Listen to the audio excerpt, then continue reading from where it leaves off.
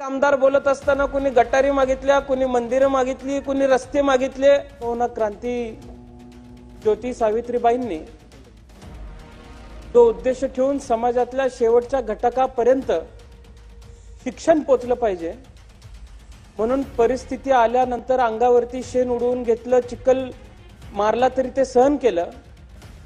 आजची शिक्षण व्यवस्था बघितली तर ज्या उद्देशाने हे सगळं चालू केलं होतं ती शिक्षण व्यवस्था बघितल्यानंतर खरंच या दोन महात्मांनी भारतरत्न घेतला असता का, खरा प्रश्न मला अध्यक्ष महोदय त्या ठिकाणी पडतोय. राज्यातल्या बातम्या आम्ही बघतोय की शिक्षणाची अशीच जर परिस्थिती राहिली तर मुलांना पुस्तकांऐवजी आपल्याला शाळेमध्ये डंपर चालवायला शिकवावं लागेल, बुलडोजर चालवायला शिकवायला लागेल. कुदळ फावड्या घेऊन काहीतरी उकरायला निघालेले आहेत, डंपर घेऊन राख ओढतायत. हीच सगळी परिस्थिती आम्ही राज्यात बघतोय.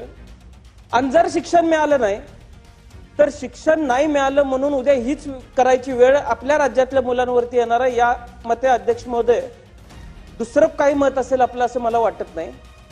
आता अध्यक्ष महोदय, मला आपल्या नजरेसमोर एक गोष्ट आणून द्यायची आहे की तेलंगणा सारखं राज्य तिथल्या विद्यार्थ्यांना डिजिटल कोडिंग विदाउट कम्प्युटर शिकवतं.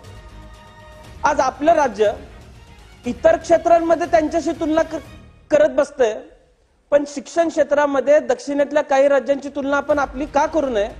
पण आज प्राथमिक शाळांची स्थिती सांगायची झाली तर 1,04,499 प्राथमिक शाळांपैकी 10,397 शाळांमध्ये अद्यापही पिण्याच्या पाण्याची सोय नाही. 11,181 शाळांना संरक्षक भिंत नाही. 29,050 प्राथमिक शाळा व उच्च माध्यमिक शाळांना संगणक व्यवस्था नाही. 7,419 शाळांना ग्रंथालय नाही. 5,881 शाळांना विद्युत जोडणी सुद्धा अध्यक्ष महोदय नाही. मी काल परवा माहिती घेतली तर विद्युत जोडणी नाही. ज्या शाळांना विद्युत जोडणी आहे शाळांनी हे विद्युत बिल भरावीत असा GR नव्यानं काढला गेलेला असं मला समजलं. मी सहज विचारलं कुतूहलतेपोटी की हे बिल कशातनं भरलं जातं, तर त्या शाळेतल्या शिक्षकांनी प्राचार्यांनी मला सांगितलं की सैदिल जे आपलं अनुदान दिलं जातं, साधील अनुदान, जे अनुदान अध्यक्ष महोदय मी विचारलं कशा आधारे मिळतं तर मान्य शिक्षकांच्या आधारे हे अनुदान मिळतं. अध्यक्ष महोदय, माझ्या मतदारसंघातलं जर एक उदाहरण द्यायचं म्हणलं तर गव्हाण म्हणून गाव आहे.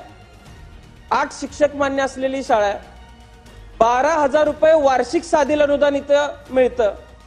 आता या साधील अनुदानामध्ये खडू घ्यायचा असतो, डस्टर घ्यायचा असतो, इतर गोष्टी घ्यायच्या असतात, हेच पुरत नाही. आणि उरलेल्या पैशातनं बिल भरा अशी मागणी शासन जर करत असेल तर अध्यक्ष महोदय, आम्ही देश डिजिटल झाला म्हणून बाता मारतोय, शाळा डिजिटल करा म्हणून बाता मारतोय. डिजिटल करून करायच्या काय? आज संगणक नाहीत. संगणक दिले असतील तर वीज जोडणीसाठी कुठल्याही पद्धतीचं कनेक्शन आम्ही देऊ शकत नाही, कारण आम्ही बिलच भरू शकत नाही. त्यामुळे माझी शिक्षण मंत्री महोदयांना विनंती आहे की आपण या गोष्टीवरती विचार करण्याची आवश्यकता आहे. या अहवालामध्ये शाळांची संख्या कमी झाल्याची एक महत्वाचा घटक त्या ठिकाणी आलेला आहे. 2018 आणि 19च्या तुलनेत 2023 आणि 24 मध्ये 1705 शाळा संख्या कमी झालेली आहे. त्यामध्ये शासकीय शाळा 876 कमी झाल्यात, प्रायव्हेट शाळा 785 कमी झालेल्या आहेत, इतर शाळा 690 कमी झालेल्या आहेत.